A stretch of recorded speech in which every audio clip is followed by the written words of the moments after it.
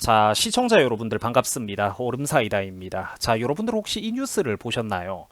자, 최근에 중국에 진출해 있는 우리나라 은행들이 과태료 폭탄에 몸살을 앓고 있다라고 합니다. 과태료를 막 이렇게 폭탄처럼 두들겨 맞고 있다라고 하죠. 자, 중국 정부 당국에게 툭하면은 수억 원씩, 많게는 수십억 원씩 삥을 뜯기고 산다라고 합니다. 안타깝죠. 자, 현지 금융당국 애들이 강도 높은 조사를 벌인다라는 핑계로 우리나라 은행들에게 이런저런 트집을 자꾸 와가지고 잡는다라고 합니다. 자, 그래가지고 툭하면은 과태료를 뜯어가는 통에 정상적인 경영활동, 기업활동을 하는데 큰 어려움을 겪고 있다라고 하죠. 정말로 눈물이 납니다. 자, 최근에 금융감독원의 전자공시 등에 따르면은 이 중국 금융당국 애들은 지난해에만 우리 돈으로 31억 원이 넘는 수십억 원대 과태료를 우리나라 각 은행들로부터 뜯어갔다라고 합니다. 자, 중국 현지에 진출해 있는 우리나라 은행들이 상당히 많다라고 해요. 뭐 대표적으로 시청자 여러분들에게도 친숙한 이제 뭐 우리은행, 하나은행, IBK, 기업은행 이런 곳들이 대표적입니다. 자, 문제는 우리나라 은행들이 그러니까 중국에 현재 상당히 많이 진출해 있다라는 점입니다. 자, 문재인 정부 시기와 이것도 관련이 있을지는 잘 모르겠습니다만 일단 단적으로 예를 들어 드리자면 2019년 기준으로 이미 중국에 진출해 있는 우리나라 금융회사들의 점포 숫자가 은행 16개를 비롯해가지고 총 59개로 무려 미국보다도 더 많았다라고 합니다. 두 나라의 경제 규모 차이를 생각해보면 이건 좀 너무 많이 그러니까 우리가 지금 여기에 엮여 들어가 있고 너무 많이 투자를 해놨다라는 거죠. 자, 보통은 해외 기업이나 투자 자본이 자국 내에 진출을 하고 투자와 고용을 창출해주면은 원래는 현지에서도 어느 정도 그 나라 기업 대우를 잘해주는 편입니다. 자, 그런데 한국 기업들이 중국 정부 당국으로부터 당하고 있는 대우를 보면 어떻습니까? 이게 대접받는 대우인가요? 아니죠. 그야말로 이거는 그냥 동네북이 따로 없습니다. 안타깝죠. 처음부터 투자를 좀 안 하면 좋았을 텐데. 자, 우리은행, 하나은행, 그리고 기업은행 등에게 과태료를 수십억 원씩 때리고 있다라고 합니다. 자, 반면에 반대로 그러면은 국내에 진출해 있는 중국계 금융사들도 뭐 우리나라 정부한테 과태료 받는 게 있느냐? 그런 게 없었습니다. 중국계 금융사에 대한 제재는 그저 주의 조치를 주는 것 정도뿐이었다라고 합니다. 자, 심각하게 지금 어떤 양국의 상황이 불균형하게 흘러가고 있는 상황이죠. 자, 그래서 구체적인 사례를 한번 살펴보자면 지난해 4월 같은 경우 중국 국가외환관리국은 중국에 진출해 있는 우리은행, 그러니까 중국 우리은행에게 국제수지 보고 및 통계 보고 오류 같은 거를 명분 삼아 가지고 트집을 잡았다라고 합니다. 그래서 20만 위안에 달하는 돈을 뜯어갔는데 우리 돈으로 약 3,600만 원에 달하는 상당한 돈을 과태료로 뜯어간 겁니다. 자, 근데 이거는 용돈벌이 수준이었다라는 거예요. 뿐만 아니라 불과 2달 뒤에 우리은행으로부터 또 중국 당국이 과태료를 뜯어갔는데 이번에는 베이징 은행보험감독국이 등장을 합니다. 얘네들은 개인 경영성 대출 자금 용도에 대한 어떤 확인 미흡 그리고 외화 지급 보증이 뭐 어떻다 소홀하다 이런 거를 핑계 삼아 가지고 무려 90만 위안, 우리 돈으로 약 1억 6천만 원에 달하는 과태료를 뜯어갔다라고 합니다. 또 뜯어간 거죠. 심지어 지난해 9월에 중국의 외환관리국 광둥성 분국에서는 자, 중국에 진출해 있는 우리나라 하나은행을 상대로 또 삥을 뜯어갔다라고 해요. 각종 조치가 소홀하다라는 이유로 무려 1,576만 위안, 단위가 확 뜁니다. 그죠? 아까 몇십만 위안 하다가 지금 천만 단위로 뛰었어요. 그 우리 돈으로 무려 28억 2천만 원의 과태료를 부과하고 뜯어갔다라고 합니다. 자, 이는 하나은행이 출범한 뒤에 해외 금융감독 당국들이 매겼던 과태료 중에서 단일권 기준으로는 역대 최대 규모였다라고 합니다. 자, 이쯤 되면은 이거는 그냥 만만한 한국 기업들을 상대로 중국 정부와 관료들이 횡포를 부려대고 적당히 삥을 뜯고 있는 거라고 밖에는 달리 표현할 길이 없다라는 것입니다. 자, 또한 다른 사례들도 있었습니다. 지난해 12월 달에 중국에 진출해 있는 기업은행에게 벌어졌던 일인데 수저우 외환관리국이라는 곳으로부터 고객 신분 확인 의무가 미흡했다라는 핑계로 또 3억 5천만 원에 달하는 짭짤한 과태료를 뜯어갔다라고 합니다. 완전 그러니까 지들 뭐 개인 금고가 따로 없죠. 중국에 진출해 있는 하나은행 역시 여러 번 날벼락을 맞았다라고 합니다. 대출과 관련을 해가지고 내부 통제가 취약하다라는 헛소리를 이유로 자, 21년 12월 당시 베이징 은행보험 감독국 애들로부터 무려 360만 위안, 그러니까 우리 돈으로 6억 2천만 원에 달하는 과태료를 두들겨 맞았다라고 합니다. 어마어마하죠. 자, 그래서 지금 현재 중국에 진출해 있는 우리나라 은행들은 본점으로부터 자금 지원을 받아가면서 버티고 있는 실정이라고 합니다. 자, 그 밖에 보험회사, 카드사, 캐피탈회사 등도 현지 교민이나 한국 기업들을 대상으로 간신히 영업을 이어나가고 있는데 이 회사들이 그러니까 지금 오늘 내일 하면서 되게 힘들다라고 하고 있죠.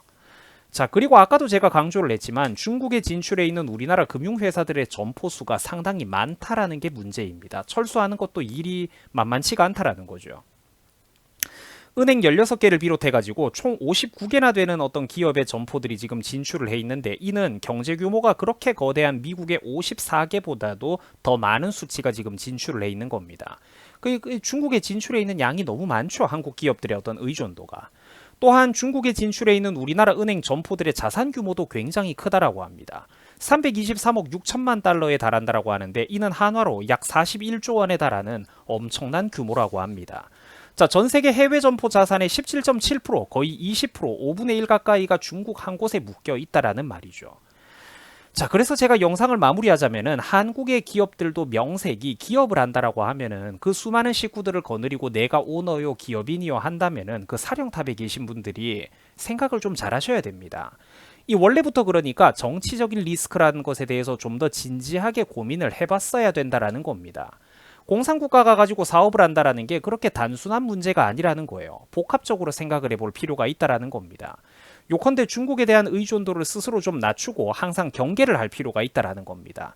뭐 기업 경제 논리와 국가는 뭐 다르다 이렇게 생각을 하는 경제인들, 경영인들이 가끔 있지만 그게 그렇지가 않다라는 거예요. 결국은 그러니까 이게 국가 문제하고 이어진다니까. 그러니까 저런 나라는 저런 식으로 왜 어떤 일이 벌어집니까? 중국에서는 무슨 저작권법에 관련해 가지고도 우리나라 기업들이 소송을 하면은 거의 대부분, 그러니까 대놓고 중국의 기업들이 카피를 하고 표절을 했는데도 현지 법원에 가면은 중국 사업자들에게 유리한 쪽으로 판결을 내려버리지 않습니까? 솔직한 말로 저게 그러니까 도저히 정상적인 우리 상식 속의 어떤 그런 나라하고는 다른 곳이라는 거예요. 우리하고 그러니까 이념이나 체제, 시스템, 성향 자체가 다르다니까. 그러니까 기업들이 생각하기에는 저런 곳이 나라가 그렇게 크고 시장도 되게 커 보이고 인구도 많고 인건비도 우리나라보다는 싼 것 같으니까 지금도 물건과 서비스가 어느 정도 잘 팔리는데 현지에다가 직접 크게 이렇게 공장을 차려가지고 설비 투자를 하면은 돈을 더 많이 벌 수 있지 않을까 싶겠지만 안 그렇다라는 거죠. 현지에서 황금알을 낳는 거위가 점점 사이즈가 커지고 살이 오르기 시작하면 현지의 부패한 정부 당국과 부패한 관료들이 칼을 들고 여러분들을 잡아 먹으려고 든다라는 겁니다. 각종 요구를 해온다라는 거죠. 그 명색이 대한민국 최고의 기업들인 삼성전자나 현대자동차, LG전자 같은 기업들도 몇 년 전에 솔직히 어땠습니까? 무서운 줄도 모르고 중국에 대규모 투자를 하고 그랬었죠. 그때 저는 솔직히 그걸 보면서 한숨이 나왔습니다.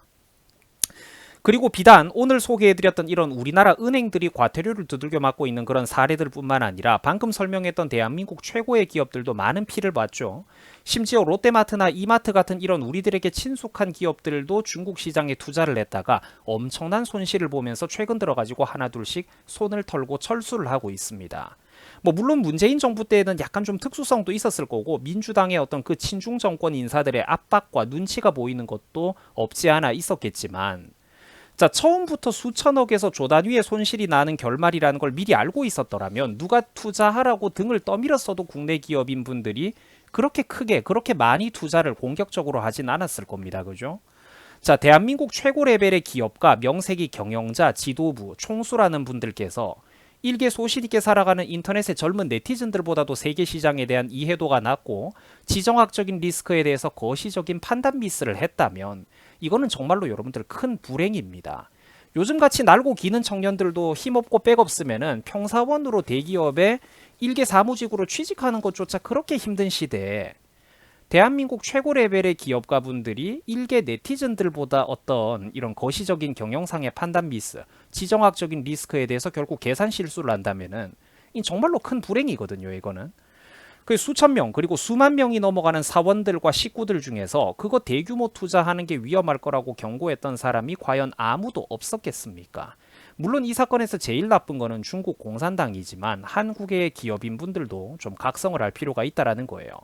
바른 목소리가 있었더라도 지도부에까지 올라가지가 못하거나 반대로 바른 목소리를 한두 번 들었어도 지도부 스스로가 이제 그거를 무시했더라면 이 조직, 거대 조직의 현황에 대해서 다시 한번 진지하게 겸손한 자세로 검토를 해볼 필요가 있다라는 겁니다. 구석구석.